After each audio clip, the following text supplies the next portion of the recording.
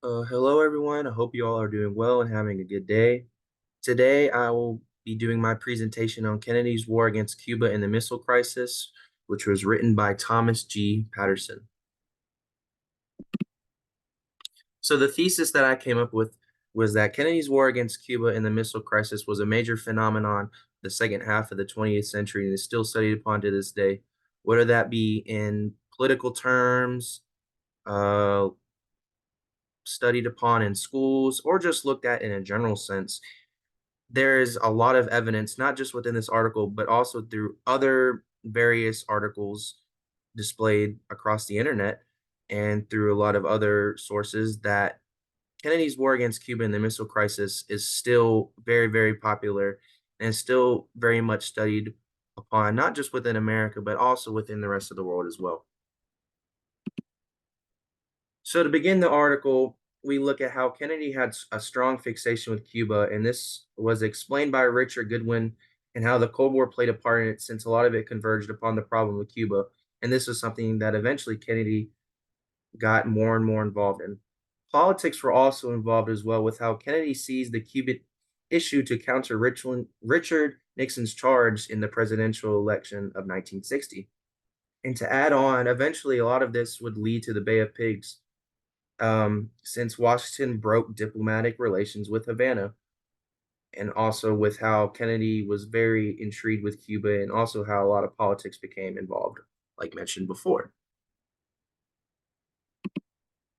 But during the Bay of Pigs itself, we saw that it led to a controversial operation question, which was the missile crisis of the fall of 1962.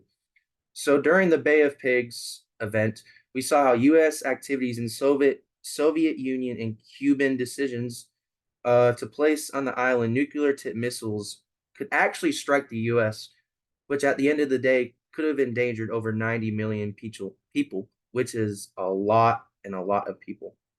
So after the Bay of Pigs itself, the Kennedy administration launched a multi-track program to convert diplomatic and propagandistic elements calculated to overthrow the Castro government, while as well the CIA worried about killing Castro, which led to economic coercion.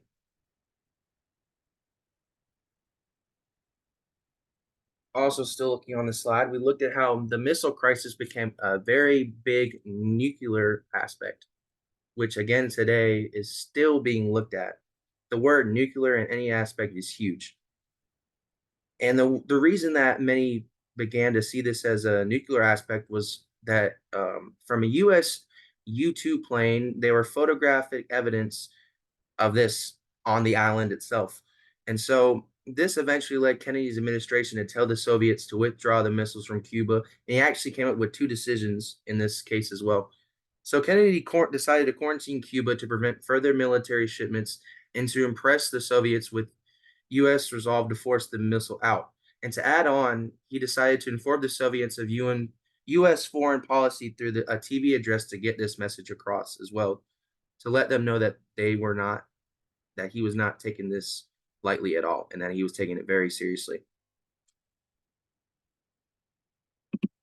So eventually, more near the end of the slide, we look at how the missile crisis became an international war of nerves, and how American ships began patrolling to enforce blockade around this time, and how nuclear alerts were very, very, very, very active. And to add on, many had to stay ready with nuclear weapons in case of any sort of attack with these missiles. So a letter eventually came from Nikita Khrushchev of the Soviet Union that they would withdraw if the Americans didn't invade Cuba. Eventually, though, this led to a U-2 plane being shot down over Cuba, and Americans wanted to go and fight. But Kennedy had other plans. He decided to send his brother Robert Kennedy to give an ultimatum to the Soviets that they would begin to remove the missiles. And on October 28th, Khrushchev accepted the American offer, since he feared that the Cubans might participate in a greater Soviet and American conflagration. So at the end of the day, I also wanted to take some time to look at an article from a previous um, project we did earlier this semester, and that was the ideology in American foreign policy, and how throughout my presentation I was trying to make in a sense, comparisons from that article almost into this article and eventually into this presentation. So, the reason that I believe that this article, The Ideology of American Foreign Policy, and the article about the Cuban War and the Missile Crisis with Kennedy are so similar is because of how, like Kennedy's decisions to end the crisis and still hold U.S. hegemony in Latin America, there were very close calls that many argue about that scared each side in the event and escalated the crisis altogether.